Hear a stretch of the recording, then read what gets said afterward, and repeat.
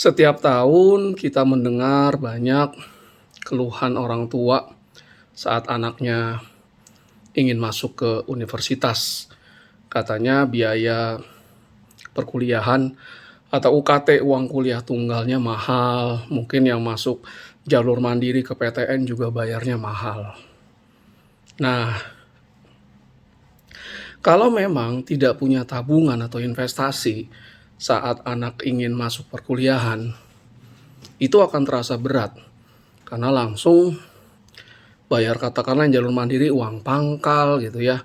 Nanti anaknya bukan hanya SPP, nanti bukunya, kemudian kalau dia kos juga biaya kosnya dan segala macam.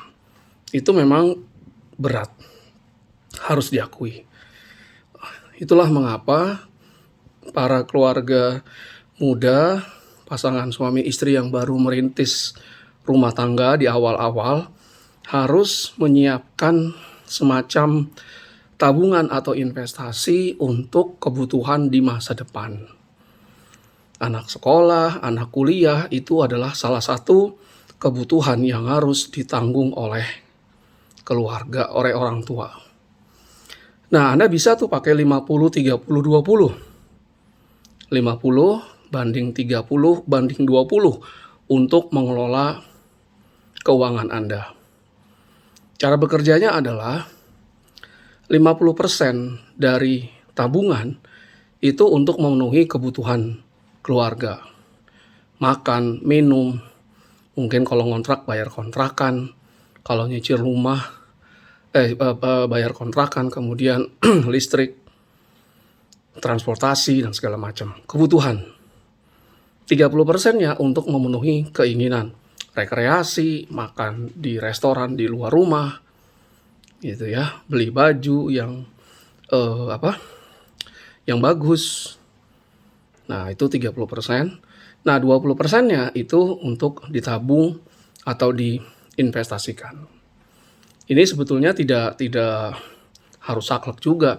Ada yang membuat katakanlah menjalani frugal living ya, 50, 10, 40. Jadi 50% untuk memenuhi kebutuhan, 10% untuk keinginan, 40% untuk tabungan dan investasi. Nah, oke. Nah, tabungan atau investasi itu ketika gajian harus sudah dipisahkan. Untuk ditabung dari awal ketika gajian. Kesalahan orang adalah menabung sisanya. Kalau seperti itu, Anda bisa jadi tidak dapat menabung nanti ketika di akhir bulan ternyata uang gajian semuanya sudah habis. Jadi prinsipnya di awal, katakanlah gajinya 10 juta, 20%-nya atau 30%-nya 2 atau 3 juta kemudian ditabung, ditaruh di katakanlah rekening.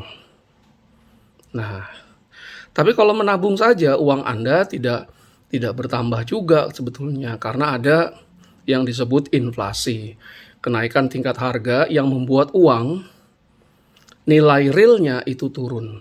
Nah, uang itu ada dua, ada nilai nominal, nilai real. Nilai nominal adalah nilai yang tercantum di uang. Kalau 100.000 itu nilai nominal 100.000 yang Anda bisa lihat di fisik uangnya, 100.000. Nilai real itu adalah daya beli dari uang tersebut, purchasing power. 100.000 katakanlah misalnya harga bakso saat ini 20.000, maka 100.000 itu ekuivalen atau sama dengan 5 mangkok bakso. Katakan 3 tahun yang akan datang harga bakso menjadi 25.000. Maka uangnya tetap nominal 100.000, tapi daya belinya sekarang hanya bisa beli bakso 4 mangkok, bukan 5 mangkok. Oleh karena itu, tabungan Anda sebaiknya sebagiannya diinvestasikan. Jangan seluruhnya juga ya, karena harus ada nanti uang dana emergensi. Jadi diinvestasikan. Nah, ketika investasi, Anda harus mempelajari terlebih dahulu risiko dan imbal hasil dari alternatif investasi yang Anda ingin pilih.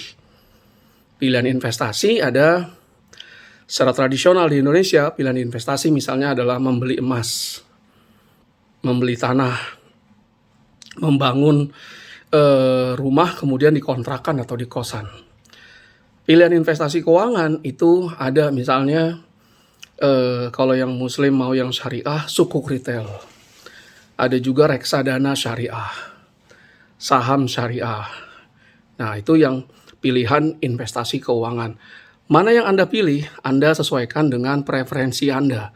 Kalau Anda ingin menghasilkan imbal hasil yang besar, maka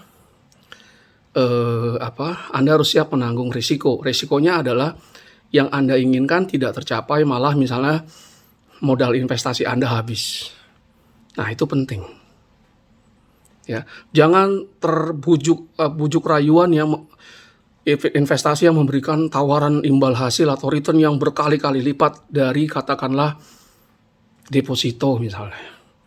Dipastikan itu Ponzi scheme, nanti akan merugikan Anda. Nah, jadi kalau dari mulai menikah, awal membangun bahtera rumah tangga, kemudian sudah mulai menabung dan berinvestasi, insya Allah nanti ketika anaknya mau masuk kuliah, sudah tersedia dana investasi yang mencukupi untuk mendukung pengeluaran anak yang kuliah. Tapi memang sebagai manusia kita hanya bisa berusaha dan berdoa. Semuanya itu kita pasrahkan ke Yang Maha Kuasa. Jadi menabung dan berinvestasi itu sangat penting.